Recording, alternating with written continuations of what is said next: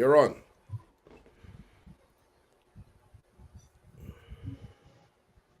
Welcome to the Voice of the Diaspora. Today with me will be former Coalition Minister Annette Ferguson and current MP for the Coalition. And she will be telling us some plans for the PNC party as well as what's in the best interest of the Guyanese people that's happening currently with this current administration. Ms. Ferguson, A pleasant afternoon, Sunday afternoon to you, JR. It's indeed a privilege being on this program that you're co-host for, Voice of the Diaspora. So I trust that our conversation, discussions on issues and whether at the party level or national level will be of utmost importance to those who have tuned into this program. So thank you very much, sir. Miss Ferguson, um, this afternoon in most areas, and good evening and for the folks in England. Oh, yes, I, yes, as well as a lot of the supporters of the PNC party and the coalition as one, would like to know a few things. What's happening within the party and how is it going to benefit us down the road? Mhm. Now, one of the things that's been plaguing a lot of us is the recent public attention that we've been seeing and hearing about the current leader of the PNC and the opposition, Mr. Aubrey Norton, and the question of unity and leadership ability, are very hot button topics, very much hot button topics at this moment. Can you share your thoughts on this issue for us, the supporters and Guyanese as a whole? Okay, thank you, JR, for that interesting question. First, I will start off by answering rather the point on the coalition. You know, the People's National Congress reform is one of the major political parties in a partnership for national unity and the alliance and a partnership for national unity, of which we have I think several other small parties contained therein. So, as far as I'm aware, as a member of the PNCR, the APNU is still relevant in the context of Guyanese or Guyana's politics. With regards to the unification and the leadership of the party, I just want to start off by saying that though I am not a member serving at the central executive of the party and just an ordinary member right now, and also a member of parliament for the People's National Congress reform. I'm fully, I wouldn't want to say that I'm fully aware, but based on what I'm seeing being played out in the public, that there are some major issues in the party with regards to unification, with regards to the leadership and all manner of thing. And so I wouldn't be in a position to say exactly what is really happening at the level of the Central Executive Committee, but would say, based on what I have um, been reading and seeing in the media, it's quite disturbing to me as a member of the party. And for me, I would really want to see the People's National Congress reform unify. I would want to see us, put up the fight where necessary in the interest of Guyana, in the interest of Guyanese, because a lot of people out there are suffering.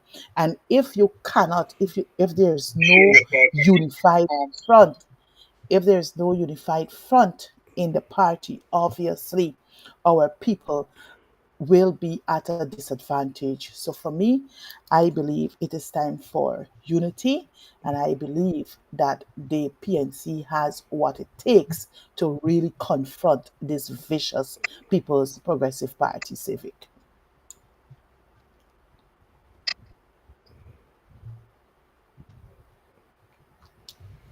Looking Yes, back JR. at looking back at the way the party structure and how shaky it looks at some time, do you think the party is ready and is well equipped at this juncture to go into an election to challenge the PPP for the win?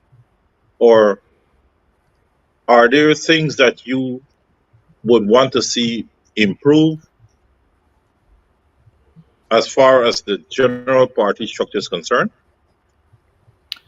Well, first off, let me just say this. When you speak about the structure, the party has institutions such as the General Council, the biennial congresses, and also we're governed by a constitution which clearly defines how the party and membership ought to operate.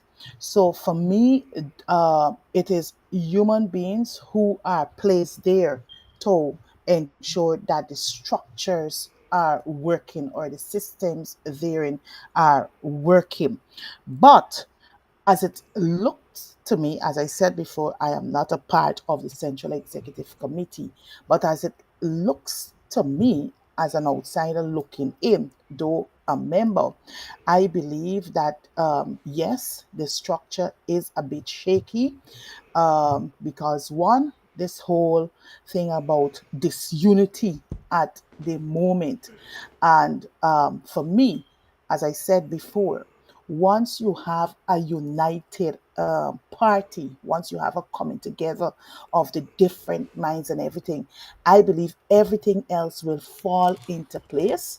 And at any one time, once that is done, we can confront the People's Progressive Party civic. So I believe the elections is set for 2025. That's the general and regional elections.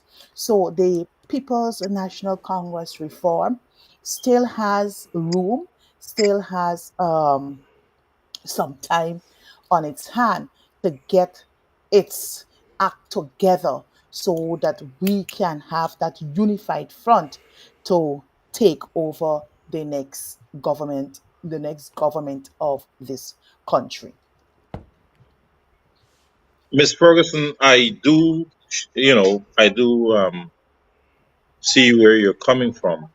But from Mm-hmm, my point of view, looking in and being an integral part, even though I'm not an elected member, in getting the PNC machinery going to be a premium unit, I I am still not satisfied with the efforts of the key players at the moment. We are talking about an election coming up in 2025. And, it's a process where it's a long, tedious process, and you have to have boots on the ground. mm-hmm, I am not seeing the party structure, meaning the ones in key position, reaching out to the grassroots people as to say, educate them and to try to calm the fears of not being represented properly. Now, we have seen in recent development, there was a statement issued by the now leader, Aubrey Norton, stating that Congress may not be held this year as it's supposed to be held. What are your mm-hmm. thoughts on that aspect of Congress not being held and the behavior that we're seeing from the key players in this current PNC administration? Well, Mr. JR, you have said several things in one. So allow me to Yes, um, I'm going to give you as dissect. much time as Yeah, you need. yeah. Allow me to bisect a bit. One is that you spoke to the issue of persons, that is, party leaders, not being in the communities, meeting with the grassroots people. If I'm to give a rating between 0 to 10, I would rate that about 6.5 to 7 out of 10, because it would be unfair to say that the party isn't reaching out to persons in communities. I know for a fact that if few MPs, we have been doing just that. The leader himself, he has been in communities with respective regional leaders, whether they serve at the level of at the RDC councils or at the NDC levels, and in some cases you may see a few MPs along with him. So if you were to ask me if more can be done, I would happily say yes. I believe that more can be done. And reason for me saying this is that if I'm to parallel with in 2011, when I became an MP in 2011, we were in opposition, and I can tell you, as an opposition, we had the fortune of visiting each and every region. We had money, but we were able to pool our ideas and suggestions together. We were able to garner funds, which allowed us to visit from regions 1 through 10 while in opposition. Now we're back in opposition. I don't see much of that being done across the 10 administrative regions. Though we have MPs um, who have direct responsibilities for regions. In all the regions, we have MPs who got regional responsibilities. But time and again, they would want, if you have a heavy presence in those regions, giving support to that one MP, it says a whole lot, because at the end of the day, we'll able to do the outreaches, we'll able to hear from the concerned people, take back those issues, address it at the level of party, whether the general council level, the central executive level, before we take it further up to the national level to have it represented and addressed in the National Assembly. Um, what was the other question? What was the other Mi- thing? Before I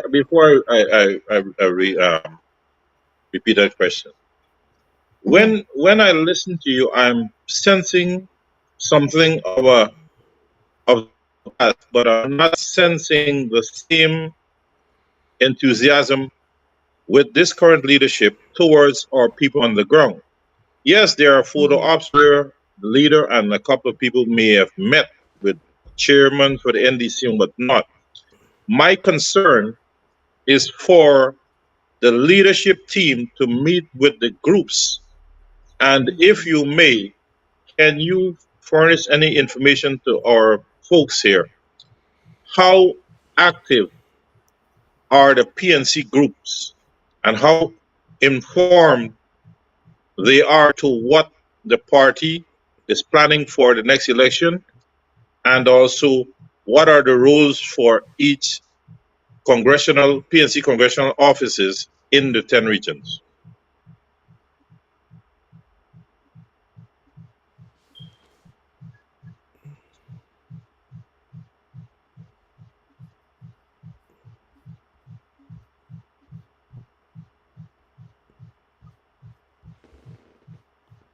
I'm not hearing you on that.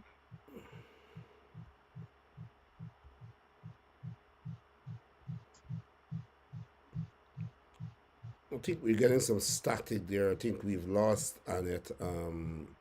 I think She so, may so have she too. may have to hang up and call back. And dial back in. Yeah, she may have Annette, to. are you there? No, she's not going to hear you. but I think she has to hang up and call back in.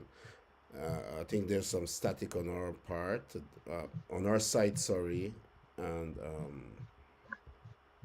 so uh, Well, Norma, that's fine. by the That's time fine. That's fine.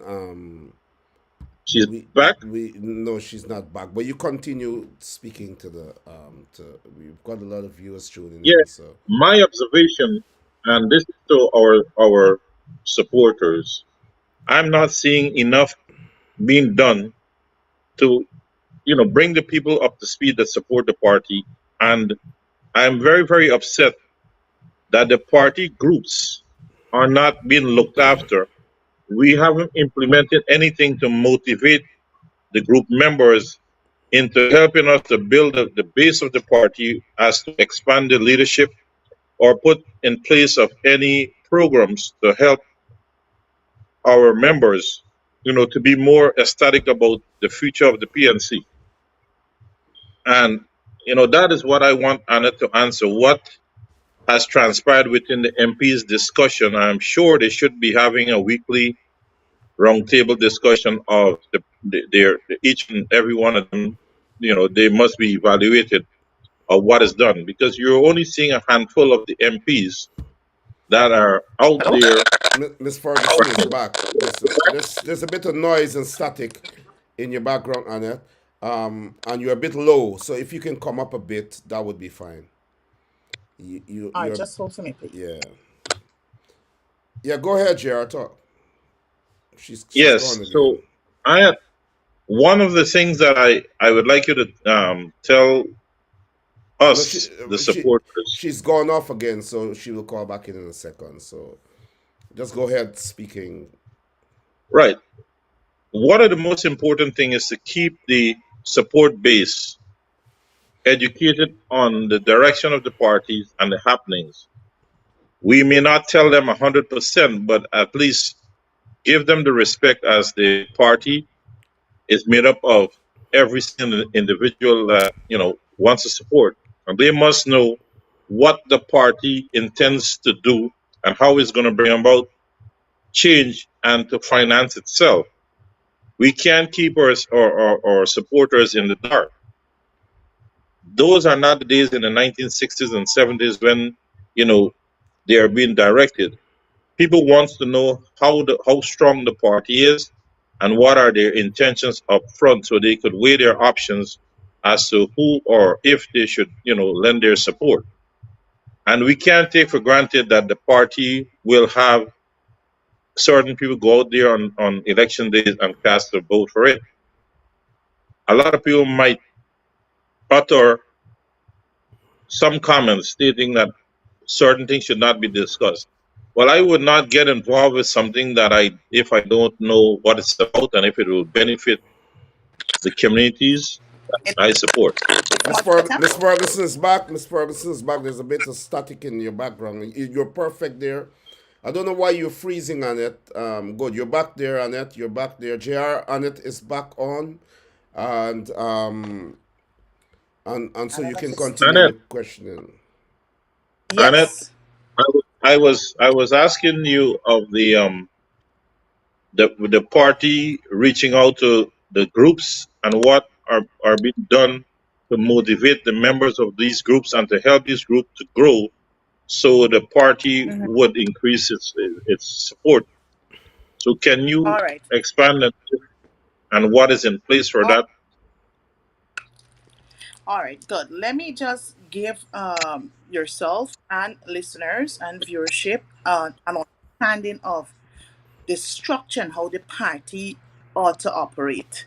Um, you have the central there, the central executive, which is the at Congress Place.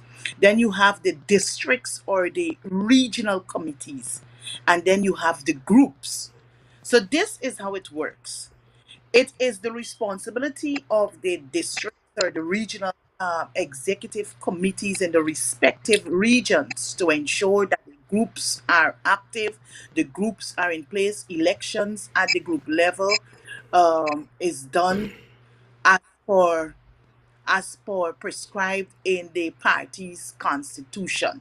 So you have like it's more like a um, bottom bottom up approach, right? So whatever, sometimes you get a top down approach. Sometimes when decisions are made at the level of the central executive committee and information is to be disseminated, it is the responsibility of the general secretary who will ensure that correspondence are sent out to the regional executive committee and the district committee so that they now can filter the information down to the group level. That is how it works. With regard, it is also the responsibility of the district committee and the regional executive committees to reach out to groups to ensure that that things are being done at the level of the group. If needs be for the executive committee at the central executive level, they would want to go into regions or districts to visit groups. They will first have to engage the districts or the regional committee, and they will make the necessary arrangements for those meetings to be held. But I must admit, because I am a group chairman, I'm a group leader for a party group, and we have not been meeting regularly. Reason being, our statutory day, my meeting days are usually every first and third Sundays. But because of information not being forthcoming from the central, sometimes you find it very difficult to call group meetings because it is not only you're calling group meetings to plan a fundraiser exercise or to discuss what is happening in the country at the national level. While that is important, but what is critical to the at the level of the group is what is the party's position on certain matters. And once that information is shared, now group leaders can convene their respective meetings and share it with group members. So for me, I can speak for my group. I don't know about the other groups across the regions, how Miss Fer- often they meet, whether they are Miss meeting, but Ferguson, that's how it ought to work. I would like to interject something there. Earlier, you were saying something a little positive on the party structure. But when you listen to what you're saying now, we have Mhm. major hiccups here of where there is a communication breakdown as per you there that coming from the central executive and the leadership body down to the regional staff. And then obviously the groups are left wanting for information or inclusion. Because When you yes, there are some visits, but I know of many NDCs where the members don't know when to study in authority and to explain what the party is doing, how the preparation are going for the next general election. Needless to say, about the Congress that is supposed to be held. So you see what I'm saying there? That somewhere along the line there are breakdowns in communication to the various groups and various bodies. Am I true, well or well you well see it JR, differently? I did say that because if you listen to me carefully, I said I am a chairperson or leader for a group, a party group. And I haven't been calling group meetings regularly because of information not forthcoming on a regular basis. So you just can't be meeting just to discuss fundraiser activities or we're going to do outreaches or in the constituency or we will be discussing matters of public importance, right? We also need to know what is the party's position on certain matters so that when people go into their own and own surrounding family wise, they can at workplaces, they can safely speak from an informed position. So yes, yes, information is not forthcoming as it ought to be. So that's what I So would say on this particular. so it is safe to say on the air that the party needs a lot more communication between its ranks. Am I correct? Yes, you're correct. You're absolutely correct. And and it is safe to say that only a few groups may be having proper attention while others are being neglected. Correct? I wouldn't. I no. I would disagree with that. I would disagree with that. I don't know whether which group is being But you favorable just over. but Ms. Ferguson, you just said Mhm. that information is lacking. And you are one of those persons who are not having proper information from the top.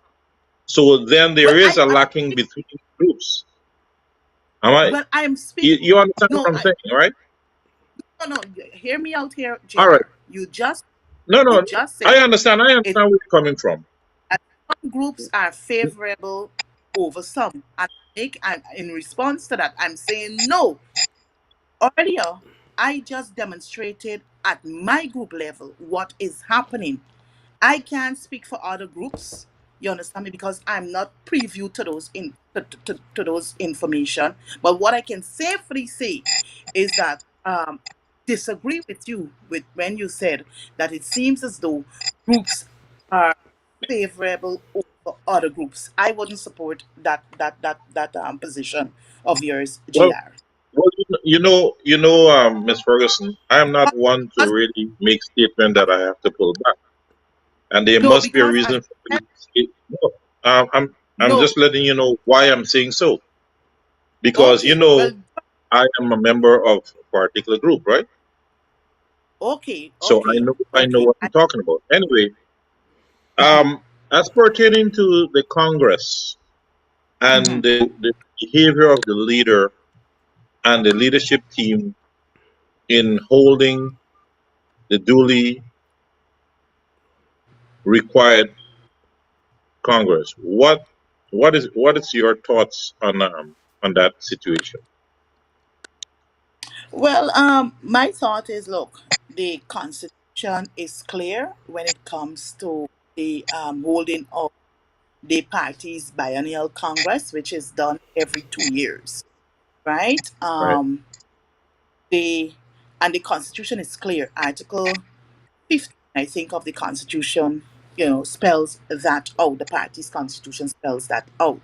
So I guess, like many other members, because I've been getting calls from, concerned members about the recent pronouncements about a possible Congress in 2024. Again, I am not an elected member who sits at the right, central executive level to right, contribute to these discussions. So I can say what is the position of the current leadership with regards to the holding of the party's biennial Congress. What I can safely say is that yes, for 2023, the Congress is expected to be held.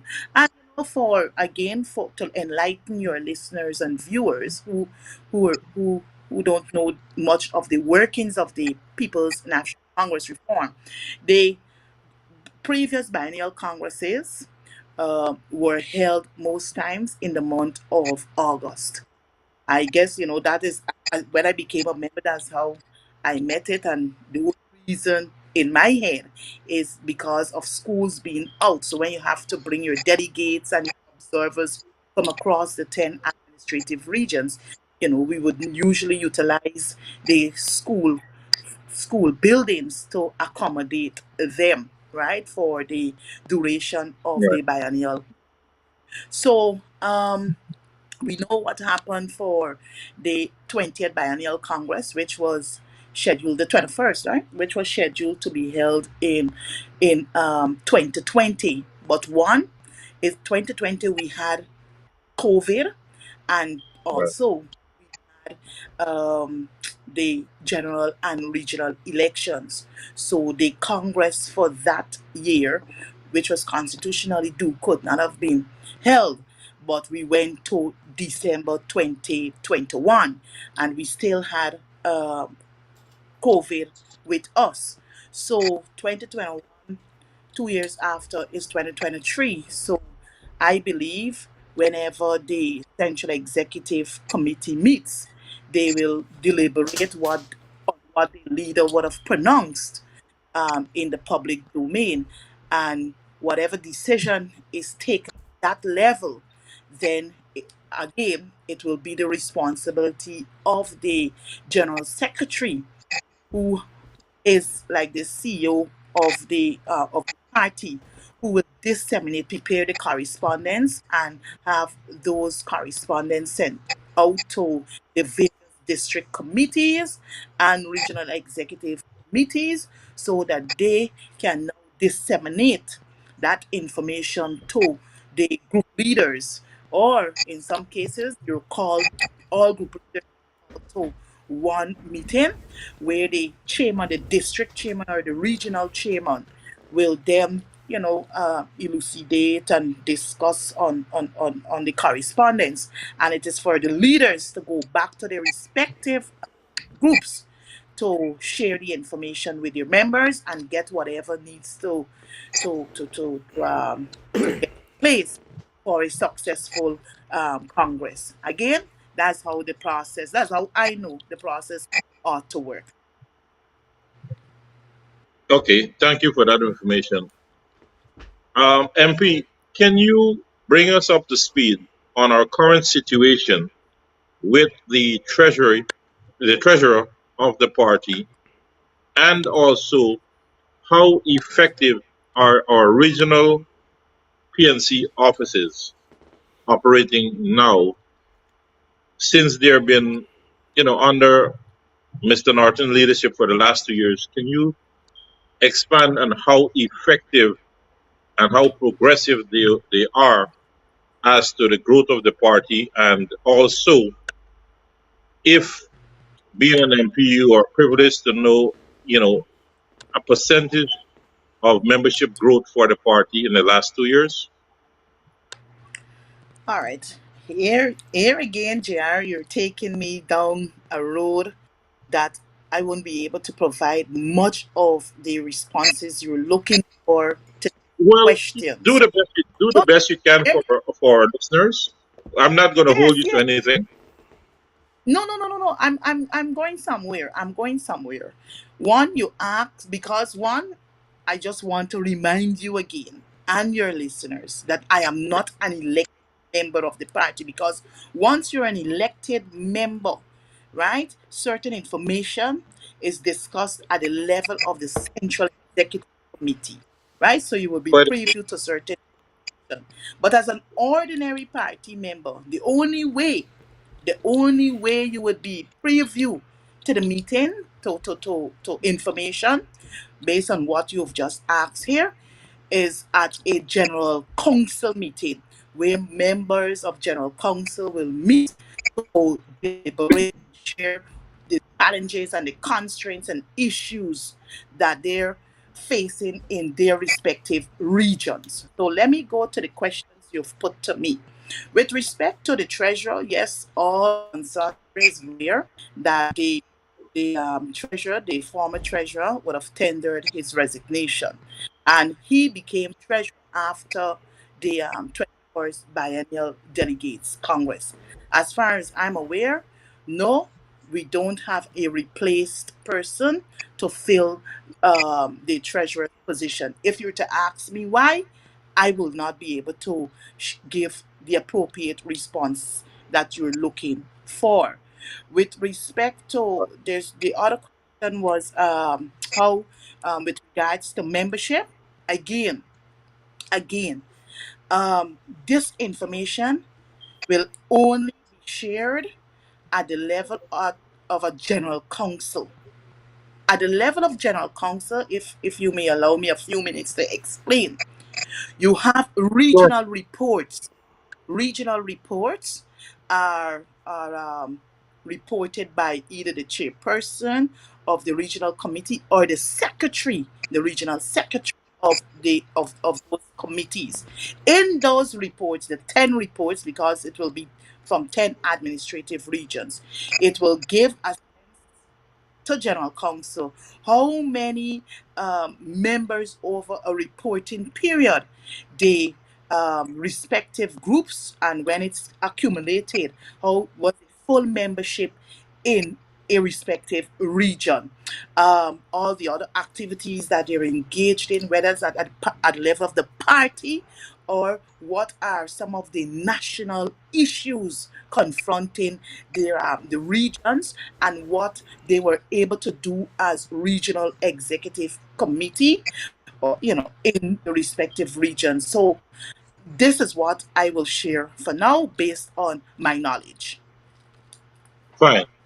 Now, are there regular meetings? Let's assume bi-weekly by the MPs of the coalition as to share notes on the progress and of each other's work. Are you guys doing by monthly gathering as to be able how to perform in Parliament as to the representation of the Guyanese people?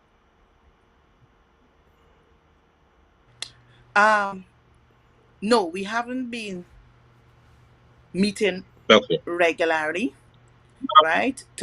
Now, To Ms. discuss Ferguson, I hear you. um, Are you guys having meetings? Let's go on a monthly basis.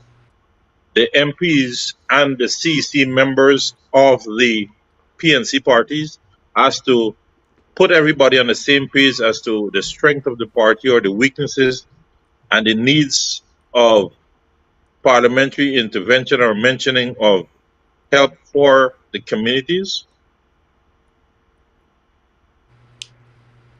no, we haven't.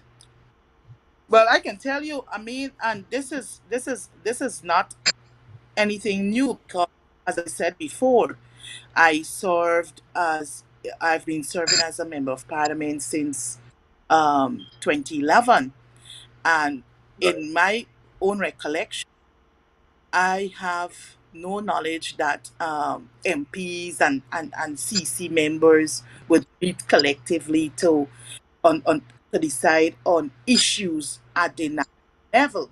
What I can say is that at the level of the Central Executive Committee, you have a few members of parliament who have been elected to serve on that committee, right? So whatever decisions are taken, and what you have to remember to JR, is that we are a coalition in the opposition.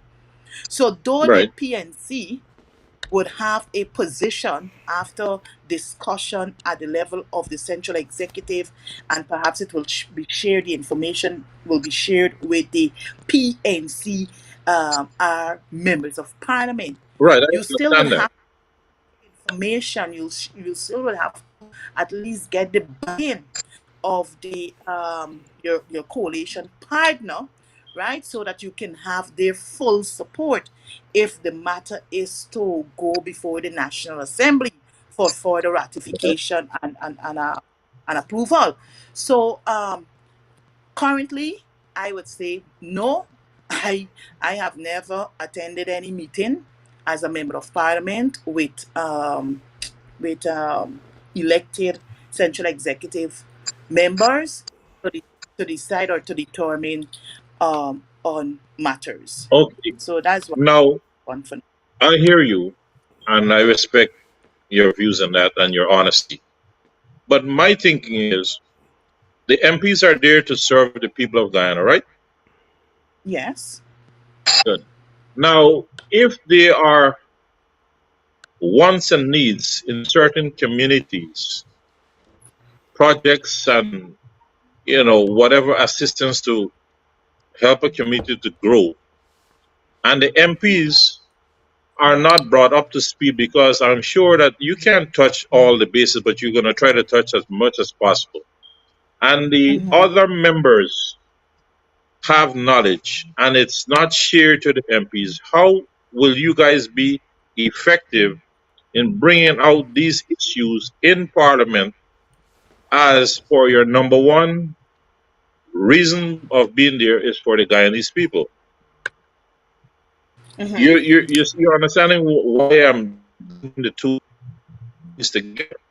Because Yes, I for understand. PNC to I be understand. stronger, I would want to think that if everybody communicates and information is going back and forth, that the members in either body would be able to reach out to the others and filter down that information to the people so they would understand where their support and if their help is coming or if a member is actually doing what is expected of them for the representation of the people. All right. Allow me to make 2 points here. Sure, Right. sure, Allow me to sure. where I will give clarity on how things, as I know it, ought to operate. MPs are expected to visit. We're elected representatives, and we're expected to visit our communities. We have a responsibility, and I'm going back to as far as 2011 when I became a member of parliament. Every month, we had to prepare a report. Every MP had to prepare a report, right? And that report was then submitted to the chief whip. And at our MPs meeting, we discuss issues that our constituents or constituencies face, and whatever decision is taken, then we'll if it has to channel up to parliamentary level, at the parliamentary level, we do just that.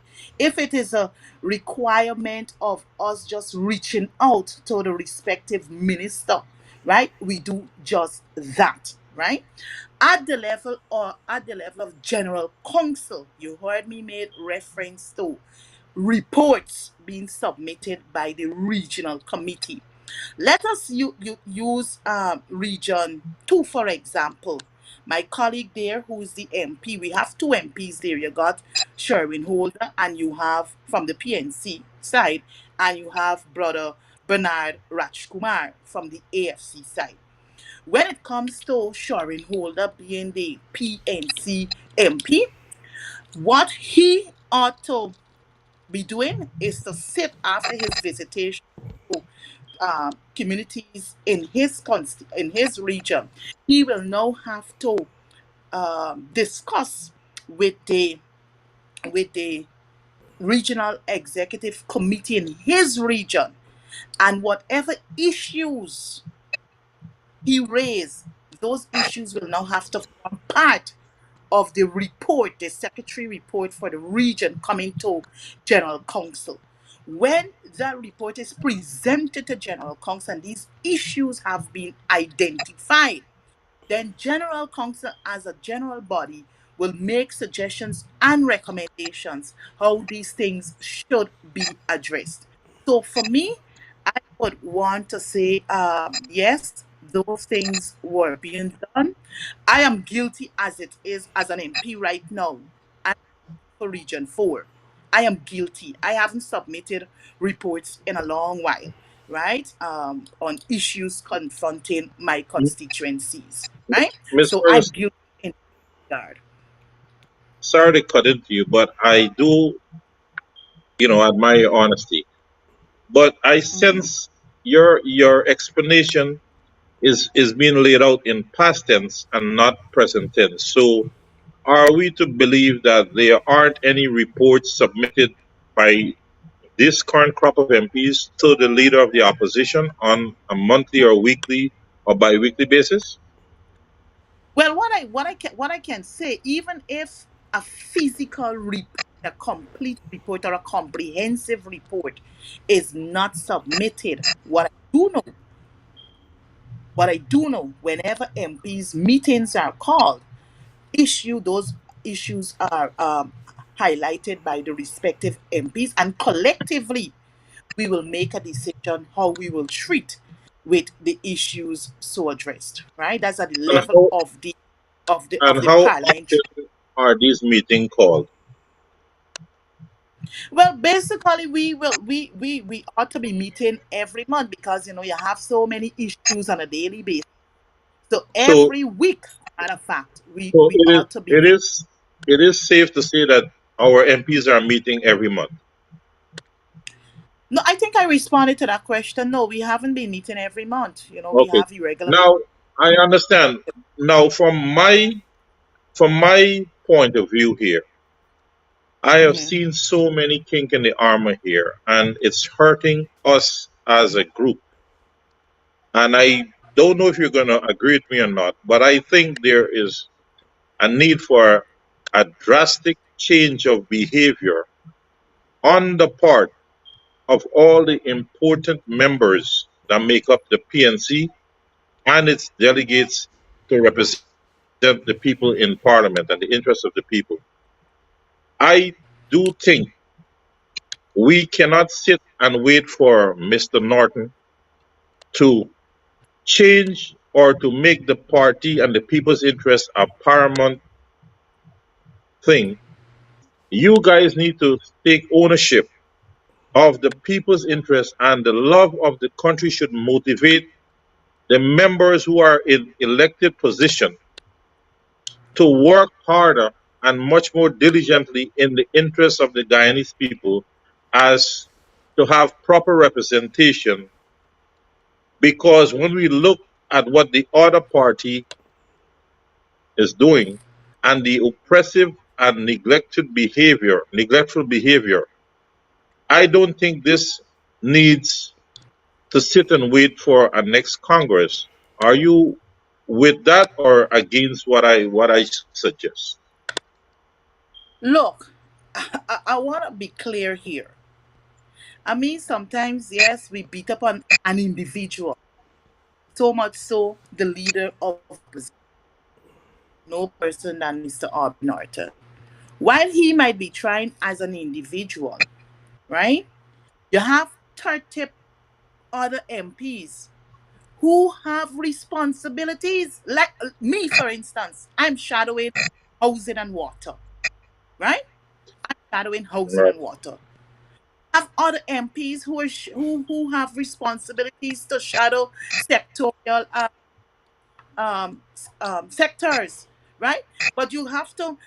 So once we are all doing what is required of us in our respective areas, I believe the work of the opposition, though we have our own challenges, right? Though we have our own challenges, I believe some of the critical issues, whether it's health, whether it's education, whether it's housing, labor, foreign affairs, we all have our role to play to give support to the leader, right? Whether he is perceived to be not listening or taking advice, at the end of the day, we have our responsibility and we have to forge ahead with our responsibility. I mean, I don't want to be blowing my own trumpet here, but I try my best. Ask me if there are challenges on my end. Oh, yes. But at least I still find time to do my letters in the newspaper to address whether issues even outside of housing I would tackle from time to time. I have a program. I do just that, just to keep the nation and the people, our constituents, informed. And gleaning from what the leader might put out there, well, look, if in a new APN, your coalition government, this is what we will be doing for health. This is what we will be doing for housing. This is what we will be doing for labor.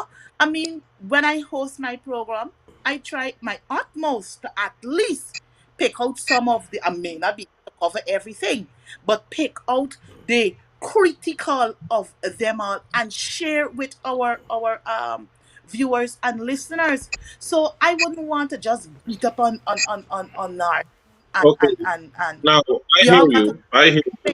I hear you loud and clear. But what my concern is, and I will always be at odds to anybody who is elected or in some cases selected to serve the people's interests. Now, let's give him the little bumps in the road on Mr. Norton's point of view. I and the majority of the supporters of the PNC and the coalition would expect the members of parliament and other important members who have latched on to position, regardless of the way they get there, to put the people's interest and to work regardless. Let's assume Mr. Norton does not want to do certain things collectively.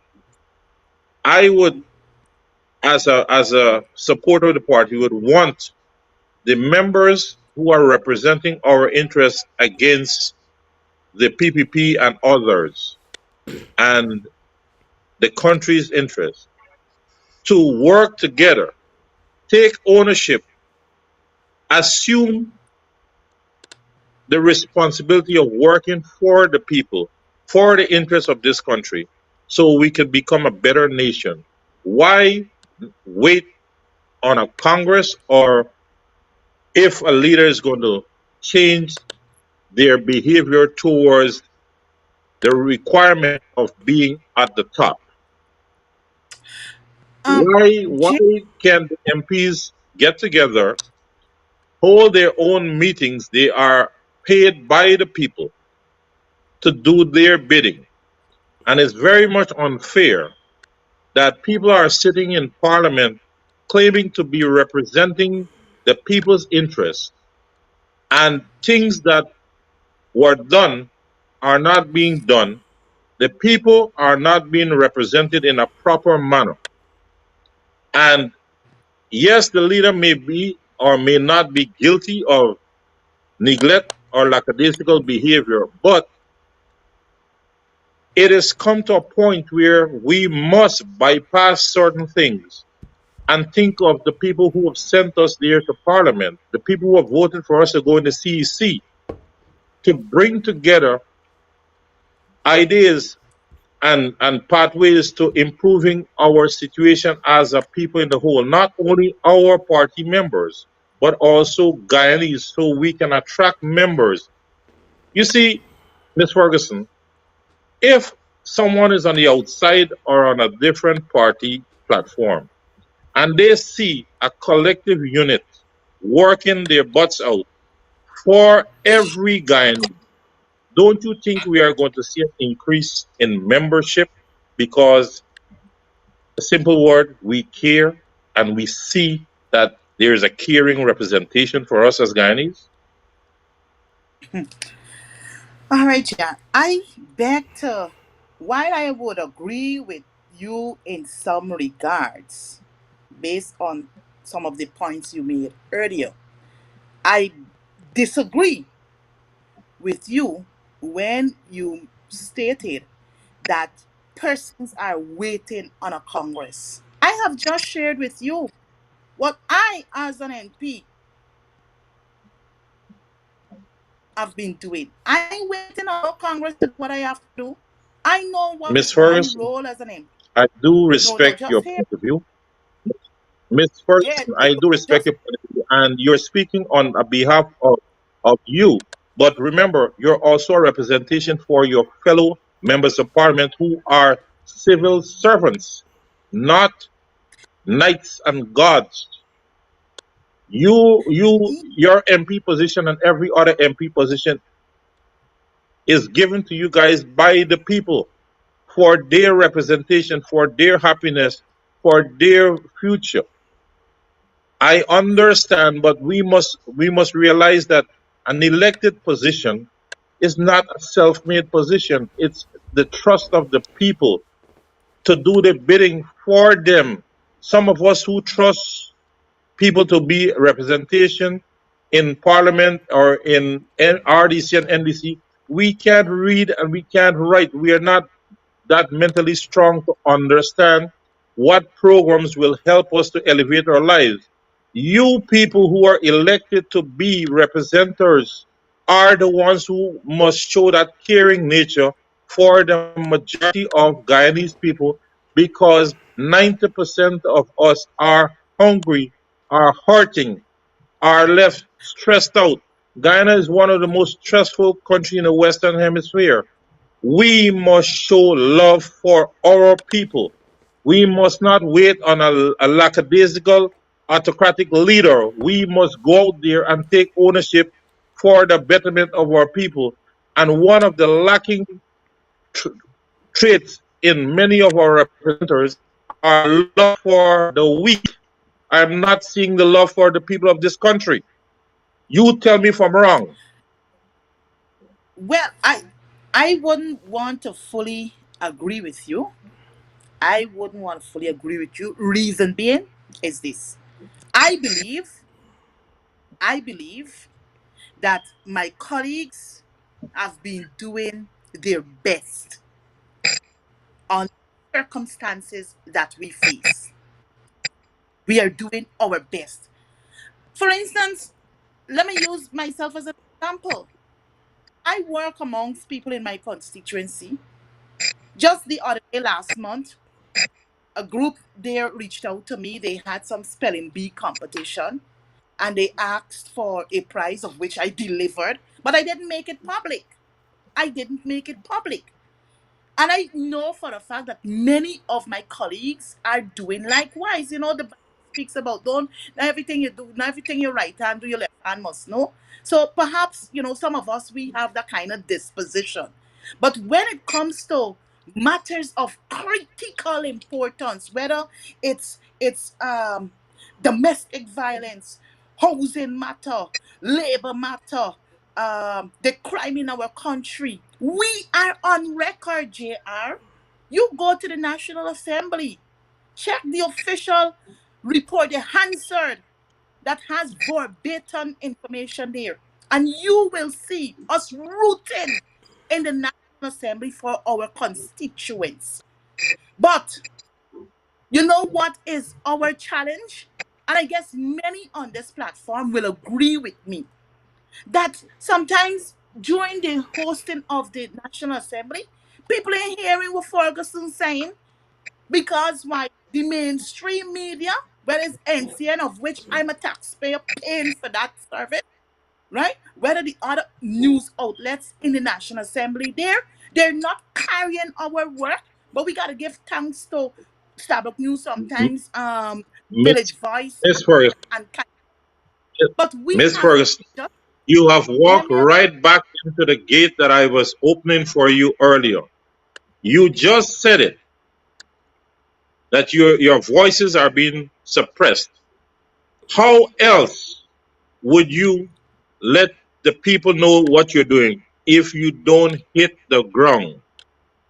You guys can ball from now till the cows come home.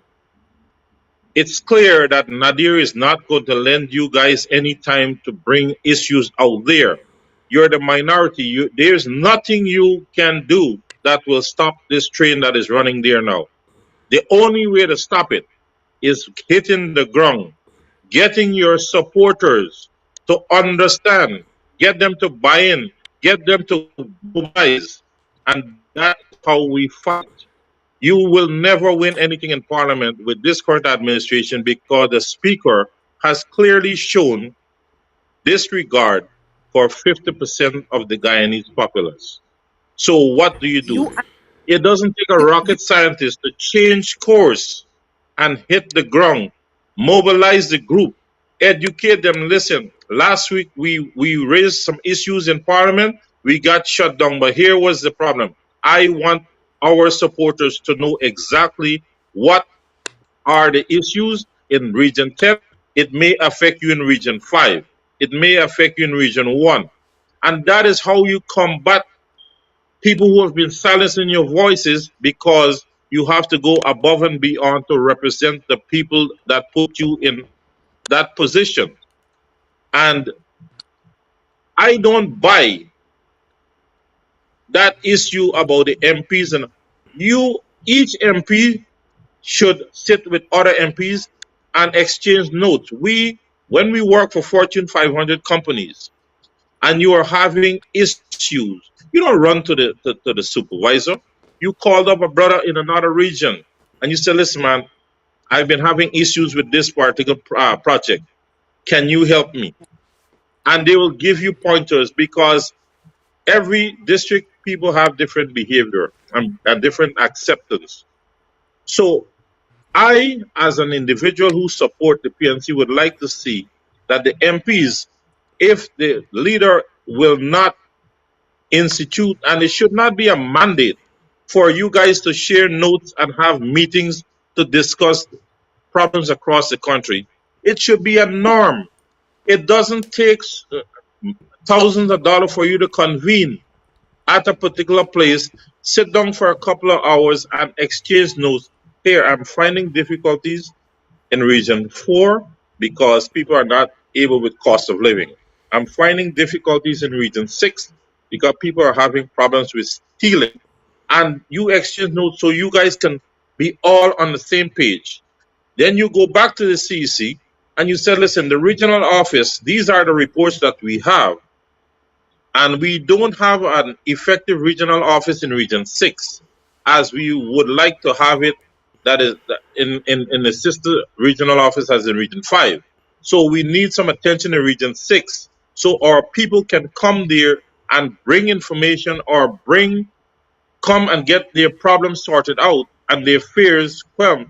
But I am not seeing that. What I'm seeing is what I did and what he is not doing.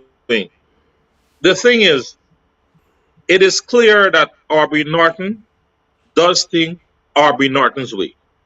And it's not good for us to defeat the PPP. So we have to forget about Norton at the helm now and take ownership and build the PNC to be a powerhouse that it was, so we can defeat the people who are oppressing the general population, so we as Guyanese citizens can benefit in the end. And you can't defeat the PPP if everybody looks, oh, I did this and I that. We have to take ownership and we have to make that blood sacrifice. There are times when you have to step on leaders' toes to get things done, because it's not Aubrey Norton who voted for you to go to Parliament. It's the kid cutter, it's the lady in the market. And this is what is missing from us. We are not having that love and that joy to know that, you know what, I triumphed in this NDC that was lagging. I went in and helped my brother who is an MP in that region. He needed some help. This is not about our area and that's it. All of Ghana is everything MP's area. And I mean, you and I know each other for a while. And I must say that you go out and fight, but I don't think it's enough. We must not be able to skip a week where we call up and have a conference call to put 29 or 21 MPs together if you don't want to include the AFC and other people. But there must be an initiation of a conference call being done on a weekly basis, so everybody could be up to speed, and whoever MP are on the CC must go back to the CC and say, listen, we are lagging severely in region 5. We need attention there. Let the CC get out there and help the situation. I'm not saying you don't work. Look at that MP that has come out of the blues and blossomed so good as Nina Flew Best. I haven't had the fortune as to meet Miss Best yet, but I hope I do one day. And when you look at the Mucker issue, and that poor lady in the mud being brutalized by men, and who went to the rescue? Look at the local elections. The MPs representing the PNC. Look who came out swinging. Simona Brooms. You understand what I'm saying? This and Miss Brooms came out at a time where she was on a scale and weight about staying with the party or not. But it was the love of the people and the need to see that every Guyanese is being represented equally, that she came out there and swung hard at you guys. And a lot of you guys took offense when she swung at you guys, called it for you guys to resign, because she was getting upset as a citizen watching people not being represented in a proper manner.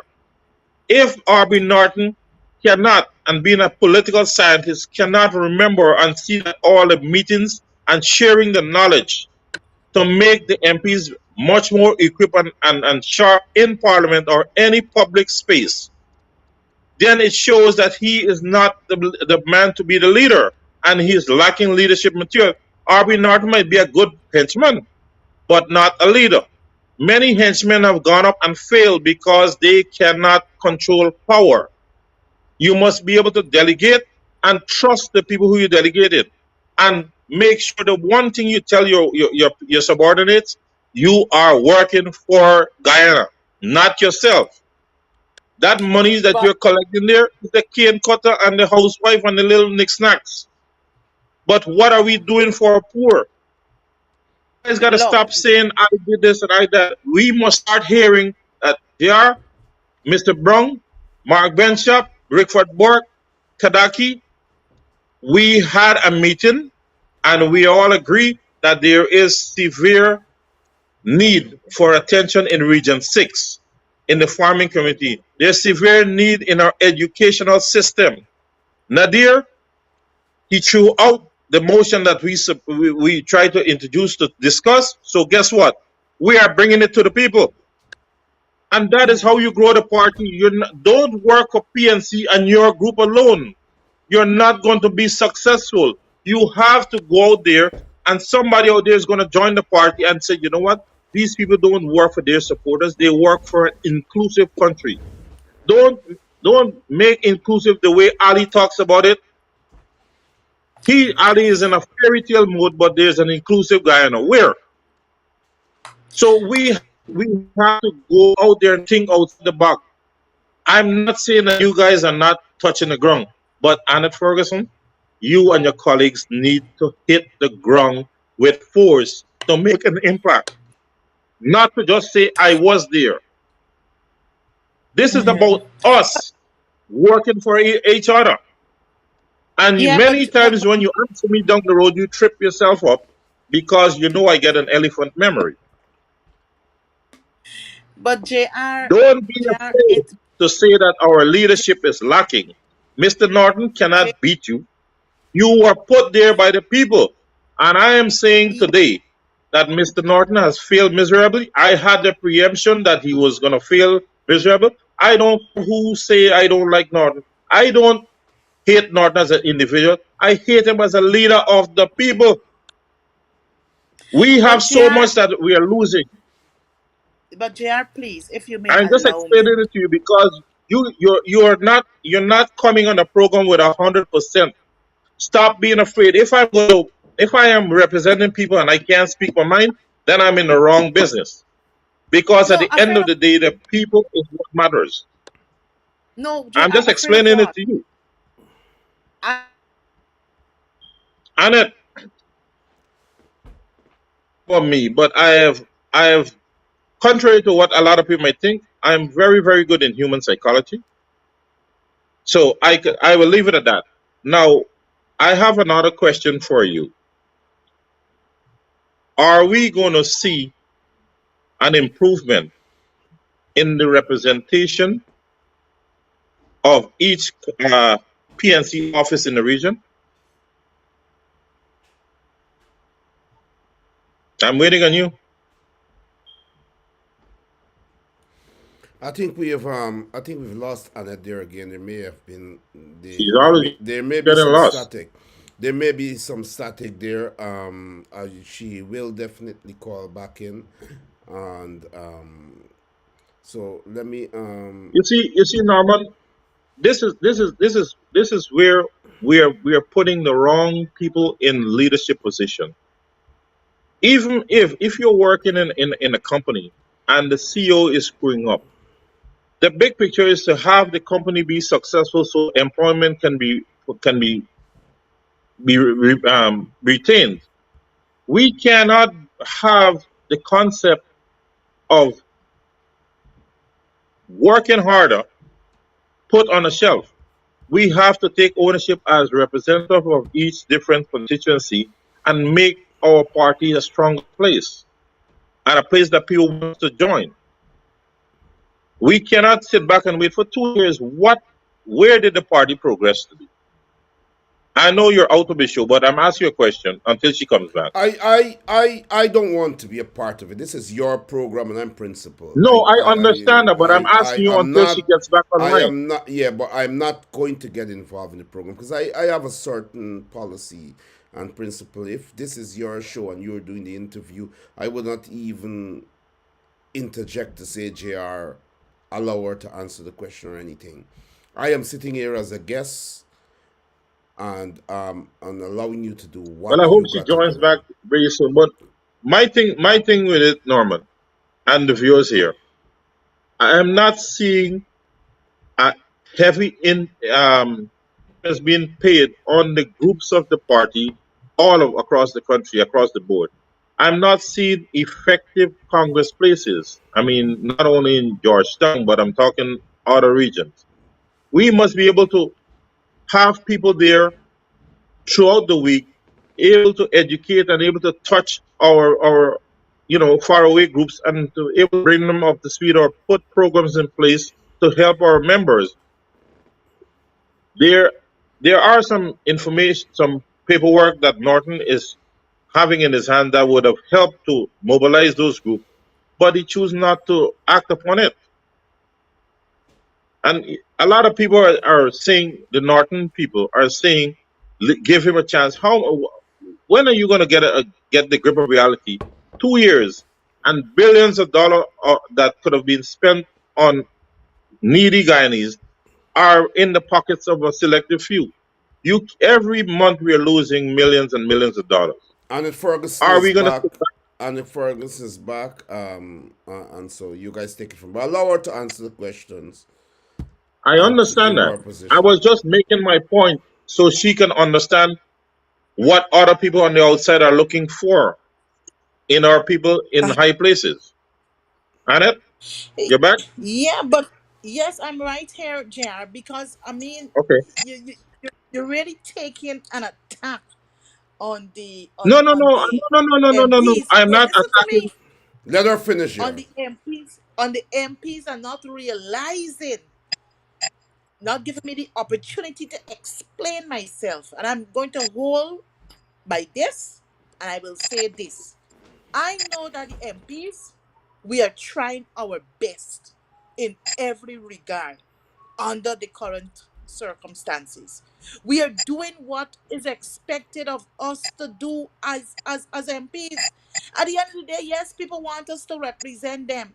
But when you call on protests, when you call on them to come out and picket, when you call on them to support us in this area or that area, people are not coming out because why? People are fearful of being victimized and discriminated against. I can tell you, many people would reach out to me via the social media platform on messengers and share information with me. And you know, one day now people will say, don't ensure my identity is not known. But I will never do such a thing. You understand me? So I mean, JR, while I hear you, right? While I hear you, yes, more needs to be done. And I guess, we will continue to do what we are doing as MPs under the current circumstances. Miss Ferguson, And I want to make this point, and it's not a case whereby we don't share information amongst ourselves. Yes, we do. Let us say, for instance, in Region 5, they got a housing problem. The MP who has responsibility for that area would reach out to me. Well, Forgo, this is what happening. What do you think best we can do? You understand me? So we do share information. We do give each other the needed support that is required. Miss Ferguson, first off, Yes. Mm-hmm. you as the people's representative, stop saying that I'm attacking you guys. Your title is what angers a lot of people. You are there for the people. Too many times you guys are taking things personal. If you know that you can't handle the pressure, and you're going to personalize things, then pass the baton on and step aside. Now, you're saying you do share information. Mm-hmm. I asked you before. You said no. And that's another thing. No, Now, no, no, no, no, no, when no, you no, have a no. team, You see, oh, JR, Annette, please. no, no, no, no, hold on. You're mixing up things here, JR. It's You're that's mixing up water things on the here. bridge. No, no, no, no, no. You see, that is the problem. This is not confrontation. I just made you said something. I said something. I made a rebuttal to it, and I leave it there. Must understand how the courts work. Now let's move on. Brother. The people. No, no, no, no. The people. You're laughing. This is a serious matter. The people needs proper representation. Now, given everything you said to me, you spoke in heavy past tense, and you refer back to 2011, where meetings and reports and all the good stuff were done. And it clearly showed and it told that nothing is done in 2023. It means that we have fallen off a great deal from our moral principles in representing the people of this country. Now, what we must take from this is, as a team, we need to be much more effective. And to be effective, you have to be more interactive with the people. We need to Yes, have our support base energized. 2025 or 2024 is right around the corner. So we can't take agree. chances. I've seen this party likes to lay back and then the last minute they want to do this hush hush job. We are not going to make it that way. I call it like I see it because, like I said, I don't go on a public forum to make friends with anybody. But I do receive Mm-hmm. a lot of calls of hurt by our people, and both East Indian and Black, that how hard things are and how stressful it is to manage day to day. And as a citizen of Yes, this country, I worry about my people because if I help one person in life and they made it, I would have done my job. And if my eyes close tomorrow or tonight, I'm happy because I've done a hell of a lot with the little time that I've got involved in this thing. And I think that everybody in position is a weight. If you can't handle the weight, be honest and say, I can't really push this thing. But to go out there on it, we need to be there for the people. We can't make excuses. That What doesn't bring what 1 hour cost of living down. 1 hour 17 minutes into the program? We have literally 20 minutes left. Okay, JR, check your thank you. WhatsApp. Annette, go ahead and respond. Right. So yes. what I'm saying, Miss I Annette, right? This program is not about attacking Annette Ferguson because I'm sure a yeah, lot of people know that JR and Annette Ferguson are brothers and sisters, and you know, we do look out for each other. yeah, But what I'm saying, yeah, Annette, but you are one of the few who will face the music, and I would like you to go back to your brothers and sisters and says, you know what? Let me look at this thing differently. That how can we effectively represent the people who are being oppressed? And it's not only Black people; it's the Indian too. We Americans need too. to be more effective.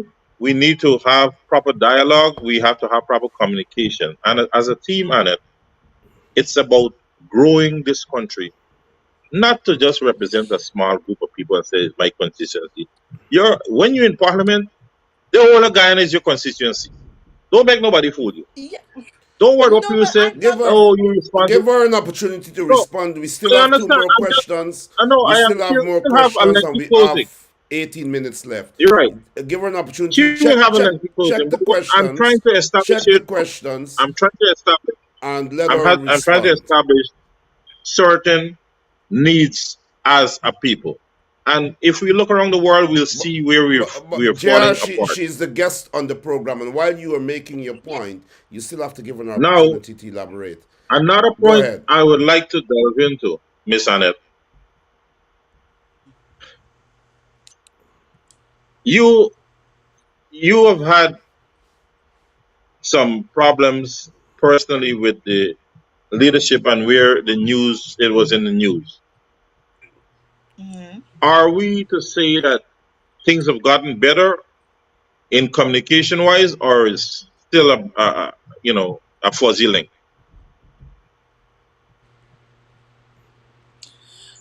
With regard, I will start with this particular question, this last question here, and just give a two letter response and say, I will say no. There has not Okay, been any agreed. changes with regards to that, right? No. Miss. The other, before you proceed, allow me 2 minutes to address some points you made earlier with regards to the people's rep. Look, I am not. If it came over that way, that I'm saying that, well, look, people are beating up on the end. Please forgive me if it came over like that, right? But as I said before, I believe as the people's representative, right, we need to do more. I've also stated earlier, JR, that each MP, the MPs got their own regions, their own responsibilities, and so forth. When these issues are brought to the collective meeting, then we make a decision. You made reference about people complaining to you about how things have gotten difficult for them in this country. Many persons too have complained to us, not only Annette Ferguson, but all of my other colleagues. They have shared those same sentiments. Just last year, JR, yours truly pile, tabled a motion in the National Assembly to address costs of living in this country. Not for one set of group of people or another set of, for everybody, because it's everybody's feeling the squeeze, excepting those who are sitting in the seat of government. And what they did on two occasions, the speaker allowed it. But on the day that the motion was to be debated, the night before, the speaker found um, a reason why it should not be proceeded with, because a lot of things would have come out from such a motion to show the people in Region 9 who are predominantly Amerindian, how they're suffering, how cost of living is treating them. The people in Region 1 predominantly are Amerindians, Region 6 predominantly. So every member of parliament would have spoken on that motion to at least put on record what our people are faced with. So many other motions we piloted in the National Assembly. We put questions, JR. So it's not a case whereby we're going out there hearing from our constituents and we're not doing what is required of us. Yes, we do. And some of these things do meet in the public's domain on these same platforms, or sometimes Village Voice will carry it. So please, I would say again, we are trying our utmost under severe circumstances to represent our people. Over to you, JR. Annette Ferguson, it's been three Yes, JR. years for it's been 3 years for the election petition. Can you Mm-hmm. shed some light to our viewers and especially myself? What is the position with the petition, and if it seems possible to be heard before the next election? Well, JR, I guess all Guyana and those on this platform would know that there were two petitions before the courts, of which I think it is 99, that was actually thrown out, right? But 88 went forward. We went to CCJ. I think it was the Attorney General, after the Court of Appeals decision. When initial decision, that is, went to the CCJ, right? After the lower court, the high court would have decided that, well, look, this should not be proceeded with. So the CCJ said, yes, the matter should be heard. So it went back to the Court of Appeal. This matter was, I think you had oral arguments and submissions in the month of March of this year. So it is now for the Court of Appeal to hand down their decision, because I think both parties, all sides, would have made their submissions. I don't want to make any excuses for the Court of Appeal. I guess they're inundated with a whole lot of cases. So hence the delay in decided in handing down the decision for petition 88. So I guess before the end of the year, with some optimism, we would be able to hear from the Court of Appeal and to proffer more or an in-depth, so that persons can get an understanding as to where we are. I would want to refer this question, or defer this question, to my brother, senior counsel, Mr. Roysdale Ford, since he, is the lead person on the opposition side. So, for my own little understanding, I believe, with some optimism, we should have a decision before the end of 2023. So, let's await the Court of Appeal decision. I have matters in the court. The Court of Appeal, I went before, there was a case brought, there was a case with me and the vice chair. We went to the Court of Appeal. I think it might have been The Vice in March President. or April. Yeah, Mr. What's his name? Barajak, Yes. right? We went to court. He went to Court of Appeal. This matter came up several months ago. And it's when they handed down a decision? September 4th. That's when they handed down the decision. Months after. So I guess they're inundated with Oh, cases, so your case and is we just have closed. to wait. Well, my case, well, I know the Court of Appeal made a decision, so the goodly gentleman has indicated his onwardness to the CCJ. So let's just wait and see how that plays out. Well, Mm-hmm. that seems to be the trend, the wait and see. Now, Annette, on a serious note, what can you tell the viewers? What do you see? I mean, how do you see us as a unit against the current PPP at the next general election? How do I see us as a unit against the PPP at the next general and regional elections? Look,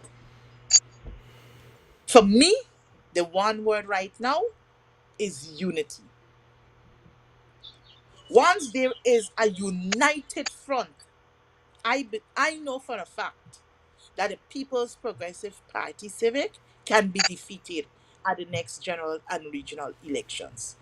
So all that is required of us at this point in time is to get our house in order, and I'm on record at the level of the party saying this, right? Even in our little MP group, I'm on record saying this. We need to get our house in order, come together, and fight the mighty enemy called the People's Progressive Party Civic. Now, with that said, one of the ways to get the unity going is to allow people to take ownership and allow people to grow and to be but be able to voice their opinions, their suggestions, and recommendations. And that is how we'll bring the party together and get stronger. Now, Ms. Ferguson, it is time for you to give a closing remark, and I do thank you for taking the opportunity to, clear some issues to many folks. It might be looking like a little group now watching, but it will get larger within 24 to 48 hours. And I know it's Sunday, and I yanked you this morning out from church to answer me, and I do appreciate it. But can you please give us something on the closing that will give us a little bit more hope that things are going to get brighter in the near future. Once again, thank you very much, JR, for co hosting this program. And I know that our host, Mr. Norman Brown, has been on the sideline observing. And I guess he's going to give his post assessment after the program. But that being said, I think this afternoon we were able to identify critical issues not only at the national level but also at the party of which I'm a part of. And I want to say to all our viewers and listeners on this platform that we ought not to lose hope. I believe that the People's National Congress reform might be going through, um, some unfavorable situations at this point in time. And with time, those situations will change and we will see a better, a stronger, and a united People's National Congress reform, which will take or form the next government in a coalition government. So I'm just saying to our people, don't lose hope. We are here. We will continue to do what is required of us as members of parliament. For me, I will continue to serve my constituents, my nation, and by extension, my the party that I'm a part of. Right. So all I would want to end by saying, JR, is that better days are ahead. Better days are ahead for the People's National Congress reform and for Guyana as a whole. With those few words being said, I know it is Sunday afternoon, a very hot afternoon home here in Guyana. I don't know if Norman can say the same where he is, but I just want to say thank you once again for having me on this program. I trust that I was able to at least bring clarity to many of the issues raised. May God continue to bless us. May God continue to bless you. And may God continue to bless our beautiful nation, Guyana. Thank you. Your closing remarks, Jar. Thank you very much, Annette. But I hope you stay on to listen to what I got to say, right, Sister Annette? Yes, I will. Yeah. Yes, I will. Now, I'm going now, nowhere. one of the things that I don't agree with as a citizen of this country, the importance of an election petition should not be dragged out like if it's a normal court case. It should take precedence over anything else because what happens if the PPV was deemed to be illegal from the start? Look at the losses the country would lose, the billions of dollars. And I am not happy with the way our judicial system has handled our election petitions now and in the past. I don't think that's the correct thing. An election petition, as you can recall back in 2000 with George Bush and Al Gore, it was done in a couple of weeks. And with the election petition hanging, we cannot heal as a nation. Now, moving on to the PNC's effectiveness. I have never, and I'm still not happy with the way the leadership of the PNC. It has shown all sorts of discord, weaknesses, and the sad part, Norton tried it his way early in his leadership. It didn't work. It wasn't working. And he showed clearly that he was not going to change his ways for the betterment of the party and the betterment of the country. It was his way or the highway. And all it's cost the PNC and its supporting members in the coalition. Total disrespect by the PPP. We have seen the disrespect. You guys are trying sometimes in Parliament to bring out an issue and it's been shut off because the coalition isn't being respected by the PPP and its people. And that's because we have a weak leadership. We have a leader who spoke a good dance, thanks to many. But when the time come to go on the floor, he could not make it out on the floor. We need more vibrant people who are willing to go out there and meet, take the fight to the PPP. And as much as I know, Sister Annette, that you may have your choice of future leadership, here is where I will call on Simona Bruns to come forward, because she has shown that the only way is straightforward, not to zigzag and dance around issues. We cannot afford to lose so much, because every year that go by, look at how much we're losing as a country. We're seeing this abuse. The government is not doing anything about mothers being abused, children, the murders. They're talking about all this, projects that's going on. I don't see. An easy improvement would be to improve the health sector by bringing in qualified doctors to boost our staff and their knowledge. That is simple to do. We have the money to hire qualified people and dot them around the country, so we don't have to have ambulance running all the way, across the state, and somebody is not getting to the emergency table in time. If we are caring government, and you see this one guy and inclusiveness and all this great stuff that is just total baladash, that was a simple thing. We're not seeing proper security measures for our citizens. We're not seeing proper road behavior and people, and to curb the rush of innocent lives being lost. We're not seeing programs to implement to make people aware and to be much more responsible when they are behind the wheel of an automobile. Instead of using it for transportation, we're using it as a weapon. We're seeing our schools where 13 to 18 teachers are being sent off to training at the same time and have empty classrooms. I had a gentleman today from Buxton who told me he went into a secondary school, I don't want to call it, and the kids in the secondary school are running helter-skelter in different places, and there's no teacher there. How are we going to build our future? We cannot hang on to power for the next 200 years. It's our younger generation who has to be the bearers. And what are we doing for them? Neglecting them. How can we build a nation without showing love and concern for our people? Three And minutes these are left. the things that 3 minutes left. Thank you. These are the things, Ms. Ferguson, that I'm not pointing fingers at you alone or anybody else, but I'm saying this in general. This goes for both sides of the aisle.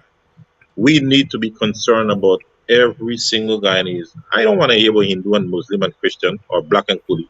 I want to hear about Guyana. I love my people, and I'm happy to see Buxton is growing, Wim is growing, Lilliandale is growing. That is what I want to hear. We must be able to be happy for every village, not just a select, this one here, do 23th Street in Bushlot and do 1 street in Lovely Lads. Those are not the things we can do, man.